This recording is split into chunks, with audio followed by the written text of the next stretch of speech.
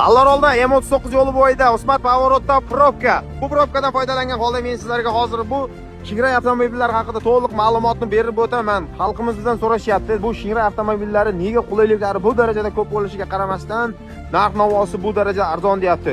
Как положено, faralarini qarang, bilet, konditsioner bor, как положено, rollari elektronika. Qulayliklarga kelsa, xohlasangiz 4 o'rindiqlisi, xohlasangiz 2 o'rindiqlisi, xohlasangiz bor-ku sizlarga qulayliklardan biri. Metan bor, nima deyapti? Zadniy kamera, nima deyapti? Monitor, как положено bor. İstasangiz qo'sh balonli, istasangiz yakka balonli. Bu yakka balonlisi va qo'sh balonlisining o'rtaga kelsak, 315 ga 172.